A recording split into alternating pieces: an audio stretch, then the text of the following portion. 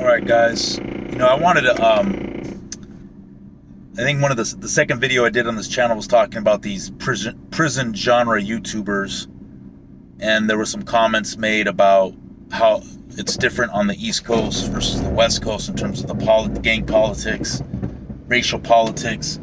So I wanted, as I'm driving home, I just wanted to talk about how it was growing up in Southern California gang culture.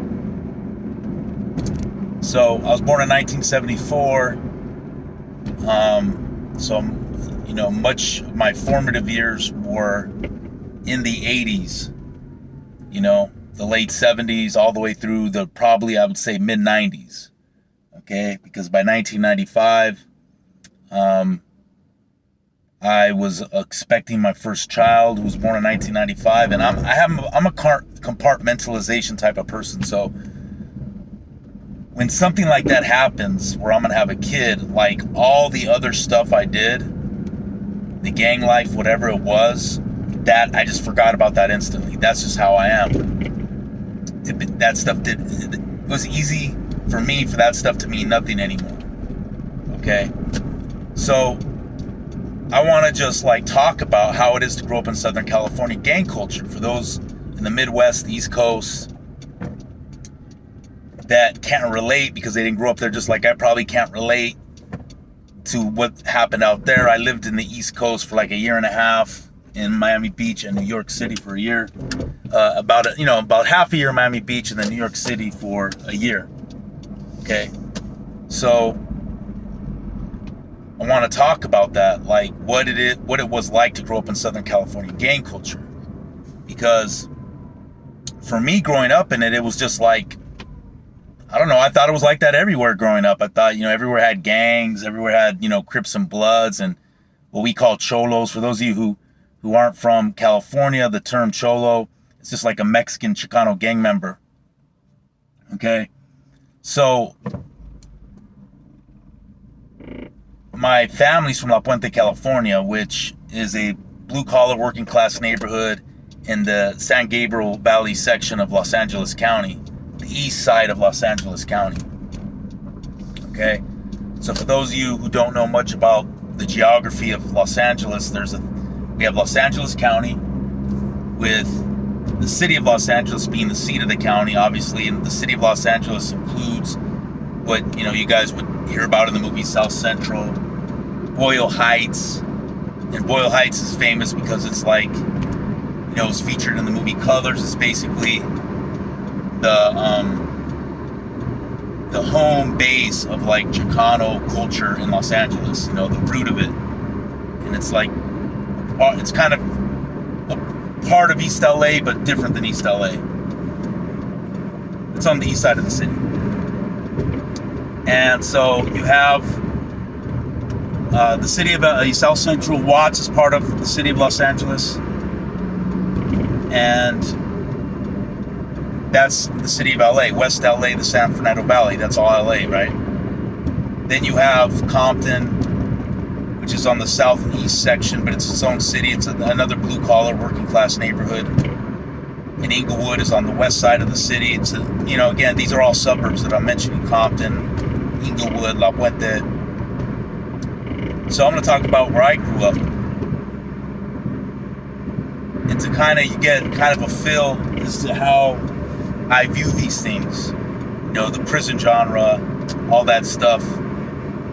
Because we all view things from the lens that we are used to, what we grew up in.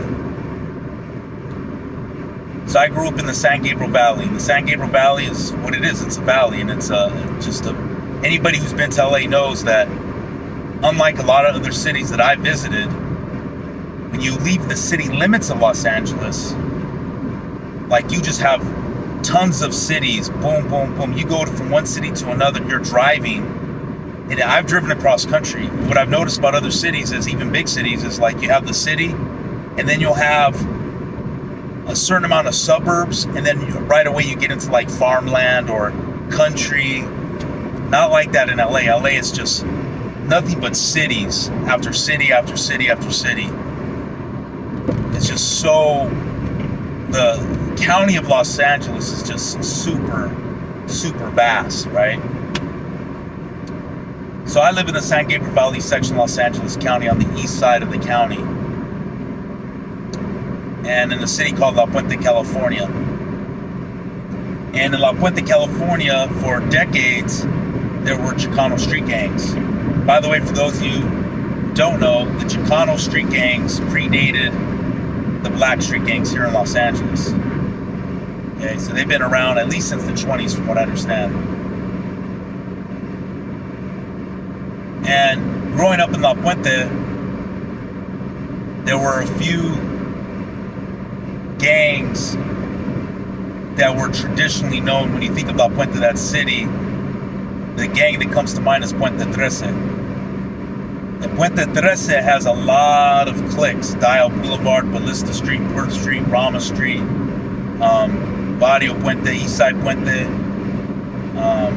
Happy Homes Puente 13. They have a number of cliques: Northern Street, Puente 13. A lot of cliques under the Puente 13 umbrella, Sur 13. And for those of you who don't know, the whole Sureño thing, in Southern California, there are no norteños. So I didn't even hear about norteños till I got, in my high school years, and they don't fight each other on the streets in Southern California because it's all Sureño gangs. The Sureño gangs fight each other. So you had Puente 13, you had Base Grande, Valinda Flats, which is where I grew up, Valinda Flats area. And those two gangs, Valinda Flats and Base Grande, are bitter enemies against Puente 13, at least back then. I'm sure they still are. Oh, you had Blackwood Street, Puente 13, just so many cliques they had, and they're deep. Then you had, Little Hill Gang, Townsman, Hurley Street, Happy Homes Grande. These are all Chicano street gangs. Alwood Street Locals, Happy Homes Grande, I think I mentioned that, Eastside Dukes. These are all within the La Puente area. La Puente, the city of La Puente. Okay. And the city next to La Puente is called West Covina. Now, West Covina, it's actually, I think there's even a show that's based off of West Covina. It's like on Netflix or something, I don't know. But West Covina has traditionally been known as a good city. And still, for the most part, it's a pretty good city. However, the very southern end of it, which borders La Puente, they had gangs move in there, I think late 70s, early 80s, like Crips. So you had the Nogales neighborhood Crips off Nogales Avenue, and that bordered La Puente, West Covina, and I went to Nogales High School in La Puente. Then you had the Greenberry neighborhood gangster Crips off Greenberry Street in La Puente. That bordered La Puente, West Covina. And I think the Playboy Gangster Crips set up shop in Valinda, my neighborhood. And then you had Filipino gangs, Sons of Pinoy, Pinoy Real. And they were in West Covina. Sons of Pinoy and Pinoy Real were the two big ones. And later, La Puente Santanas, another Filipino gang. So the Chicano gangs, by the time the Crips came over here, they came to my area late 70s, early 80s. The Chicano gangs were very well established. And because of that, there was a lot of heat, a lot of animosity between the Chicano and black gangs here. And see, what I'm saying is, even within Los Angeles County, the culture among the different areas is different. Okay, because like Compton, Watts, South Central, and Inglewood were predominantly African American, although there was a good sizable Chicano population. And because of that, the Chicanos and the black gangs in those areas in the 70s and 80s, for the most part, with that, some exceptions, got along. But in the San Gabriel Valley, like cities like Azusa, Duarte, Monrovia, Pomona, where I live, La Puente, Baldwin Park, the blacks and Chicanos, Almonte, they didn't get along. Why? Because the Chicanos were well established out in the San Gabriel Valley. When the black gangs started moving in, like to where you had the Duroc Crips, Azusa, West Covina, Mob Piru. They were in northern West Covina, and they bordered, Azusa, their Bloods, and then where I lived, La Puente, southern West Covina, Greenberry neighborhood Gangster Crips, neighborhood, Nogales neighborhood Crips, and then you even had Playboy Gangster Crips that set up shop. And so the blacks were heavily outnumbered. And so what that created was a situation where the Chicanos outnumbered them. And so I just remember this. Going to junior high in La Puente, Giano Junior High, there was a riot between blacks and Mexicans. It started with the gangs, but it spilled over to just the regular people. I remember that. Okay? I wasn't involved. And then in high school, in Nogales High School, it happened again. The rivalry between the black and Chicano gangs. And it spilled over to regular people. There was also a rivalry between the Chicano gangs and the Filipino gangs. So one year, there was a riot with Filipinos against the Mexicans. That didn't end well at all for the Filipinos because they were really, really outnumbered. And unlike, when I've gone to Miami Beach, when I lived there, I had friends, 1992, and lived in New York for a year. And even though, when I lived in New York, I saw beef between the Puerto Ricans and blacks, but for the most part, they got along. It seems like, at least back east, the Latinos and blacks share a lot of the same culture in terms of the hip-hop. It wasn't like that out here with the Chicanos and the blacks. Now, things have changed somewhat. It's not as much animosity. But back then, in the 70s through the 90s, it definitely was between Chicano and black, especially in the San Gabriel Valley where I lived. Pomona was a hotspot of black versus Chicano violence. La Puente, where I lived, Duarte, Azusa, okay? This was all happening all the way back in the 70s, because I have family that went to La Puente High School that are, my uncles and my mom. They told me there was black-Mexican rivalry in the 70s in La Puente. So the black Chicano gang wars that came up in the 90s in LA, Inglewood, Compton, South Central, Watts, we were already having that in La Puente in the 70s, and then especially in the 80s. So that was nothing new to us. And so that's the environment I grew up in. Very racial. Very racial. As a kid, seeing that. Now, what's unique is that I'm mostly white, but I do have a mixture with, I've said it before, like Native American, whatever. So I never identified fully with, even though I grew up around Chicanos, even though I had friends, I never identified with the Cholo culture, because the unique thing about California, more so than a lot of other states that have gangs, is there's a unique California gang culture. Okay? It's a lifestyle. And when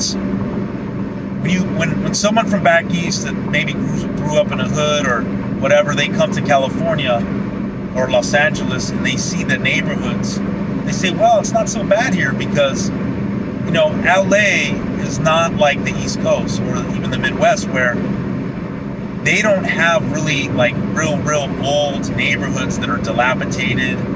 LA doesn't build up, so everything's spread out, so we don't have these high-rise project buildings. So a lot of the neighborhoods in LA that have gangs don't look too bad compared to the neighborhoods in the East. But I always tell people from the East this. Southern California gang culture has nothing to do with the ghetto lifestyle in terms of, it has nothing to do with projects and how bad your neighborhood looks and how run down, because you have a lot of gang-infested neighborhoods, and you look at the neighborhoods, and they look pretty much middle class, even in parts of South Central. Because the California gang culture, or at least the Southern California gang culture, is not about that. It's about a lifestyle. It has nothing to do with how bad a neighborhood looks. It just has to do with a lifestyle, the way you dress, the way you talk, the things you do, the activities. For example, the thing that is popular in California gang culture is cars, the lowriders, cruising. You know, when I was growing up, Whittier Boulevard was a hot spot to cruise. Now, by the time I was, old enough to go with friends that were driving, they had shut that down because of the violence between gangs. You can see the movie Boulevard Nights for an example of that. Skating, going to skating rinks is popular for the gangsters. Going to the beach, barbecues, house parties, hotel parties. It wasn't all about gangbanging in LA. Wasn't all about fighting. A lot of times it was about avoiding conflict, right? That's how it was. A lot of it was just trying to avoid conflict. I want to be honest with you. Okay? And so I had a lot of friends, but I didn't identify with that cholo lifestyle. The Ben Davis, the Dickies, the white t-shirts creased, the Cascade, all that stuff. Like, there's just a cholo, the Pendletons, there's just a cholo kind of lifestyle, a way of dressing, a way of talking and acting. I never identified with that. So,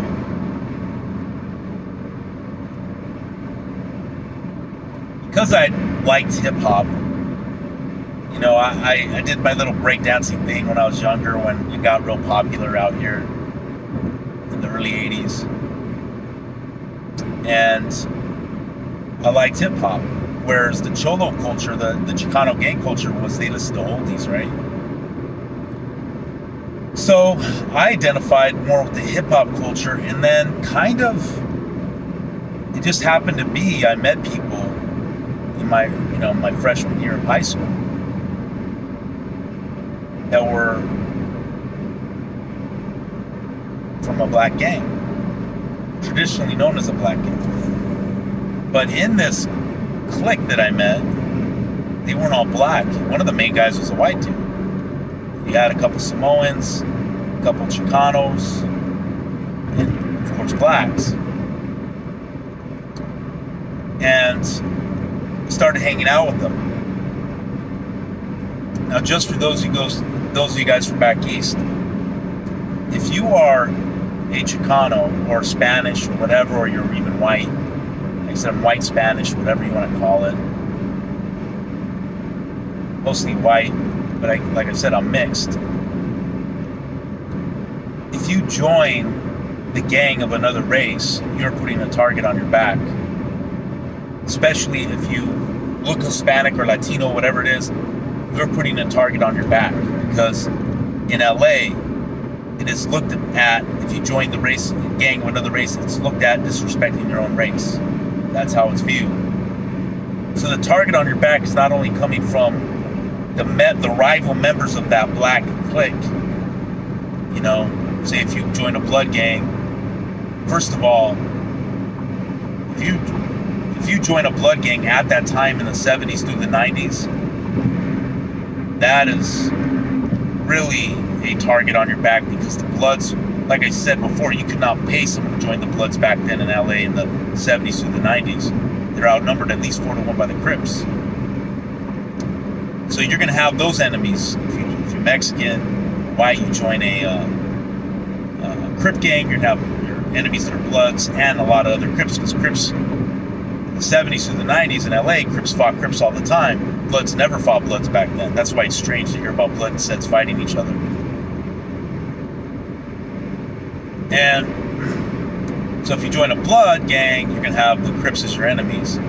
But if you're from like a Hispanic, Latino, whatever, you join a Blood gang, you're not only going to have the Crips as your enemies, you're going to have the Sureños. A lot of the Chicano gangs will be your enemy too. because they look at you as a traitor to your race. And not only that, if you join a blood gang, they start saying, hey, are you a Norteño? Even though there's really no Norteño gangs over here. None, zero. It's all Sureño gangs. The Sureño Norteño thing doesn't come into play till prison. So you really put a target on your back. And that's what happened with me. And the clique that I was with, we weren't really well known. We weren't big. But it just was a natural thing. And back then in the 80s, I'm just going to tell you, it was trendy to join, be affiliated with gangs. It was a trendy thing within the youth culture of California. It's not like that anymore. It was trendy back then. Like, you know, you got to realize the Colors came out, NWA came out, gangster rap was birthed by NWA. I know there were other people a little bit before, but pretty much it was NWA that took it to that new level, you know. But they're pretty much the one who birthed the gangster rap genre. And when you're that young and you don't have, you know, my parents divorced, so I didn't have that day-to-day father figure. And I was kind of going through my own identity crisis back then, because my dad, who did raise me, who I thought was my biological father, was actually my adopted father. He wasn't my biological. So, and then him and my mom divorced, so I'm going through this identity thing, right? So I joined up with this clique, right? And so 14 to 18, I'm involved in the gang culture. And I'll be the first to admit, I'm not like a hardcore member, you know, but you know, most gang members aren't hardcore. You have your hardcore out of a gang, and you have levels, right? And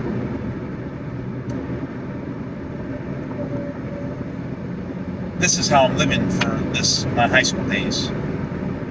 So I'm experiencing this opposition, not only from the rivals of the traditionally black gang I'm a part of, but Chicano gangs who are looking at me as a traitor, because if you look at me, some people will think I'm Hispanic, some white, whatever it is, and being called a traitor. But for those of you who aren't aware, those times, the 80s and early 90s, as far as gang warfare, the gang culture was super intense. Super intense. You know, I would say from the late 70s through the mid 90s was a super intense time for LA gangs. Mid 70s, I'll go mid 70s through the mid 90s. So it was super intense during that time.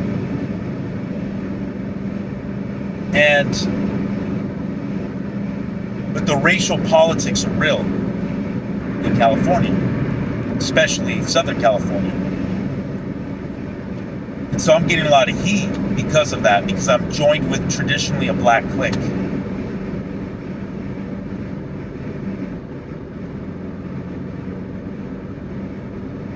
And, you know, I'm getting jumped, I'm getting in fights, all this stuff, all the typical stuff, nothing different, getting involved in these petty crimes. Nothing different than most people have experienced that have been associated with that culture in California. Now, I'm 18 years old, and circumstances would change my life forever. They got me out of that gang culture before things got too bad for me. And that circumstance was meeting my ex-wife. I was 18 years old, and there was this thing called the party line. And that's how I met my ex-wife, through the party line, where people would go on and gangbang on this party line. You know, everybody talks about like internet gangbanging, but we used to gangbang on this party line. Prior to that, I'm in a landscape where I live of mostly Chicano gangs are the strongest. Then you have a few Crip gangs, a few Filipino gangs. You have Samoans, but they're, the Samoans usually clicked up. They were Crips. They were either Crips or Bloods in LA, Samoans in Southern California, and all of California. So the ones where I grew up were Crips, because they had some Park Village Crips that were from Compton that had moved out to that area. And some, we have our clique. And so every time I leave the house, I'm having to watch out. I'm having to watch my back. That's the life of someone clicked up with the gang. And in California, the colors at that time were real. Wearing the wrong color. That was a real thing in California, man, and especially Southern California back then. Red or blue. It was serious. So you were careful about what you wore, knowing where you were going to go that day. And it's only due to the grace of Almighty God Jehovah that something serious never happened to me, because I see the situations I was in at times and how it easily could have gone wrong. Yeah, I got jumped, I fought, all that stuff, but nothing serious. Had a gun pulled on me a couple times just to scare me, never. But I was living that life to a certain extent. I wasn't hardcore, but I was living the life to a certain extent. I was involved in the culture. I was running with this clique. And I call it a clique more so than a gang, and I'll tell you why. We were small. The most we ever got was like 40 people at the most. So I will not pretend that we were this crazy clique, crazy gang, right? I'm not going to pretend that. We were small. But there were many small gangs. There's many like that in California, where you're not necessarily talking about a big gang or a deep set. You're doing your thing. You have your clique, your territory, and you are rolling with your guys and gals. We had girls in our clique. We had girls in our gang. Okay? We had girls. And what's amazing is it's a traditionally black gang, but almost all the girls in our gang, they were, Chicana girls. And there was a white girl too. They were down. They weren't just there, they were down, right? That's what I remember, is that they were down, and we weren't, like I said, the gang thing, one second, hold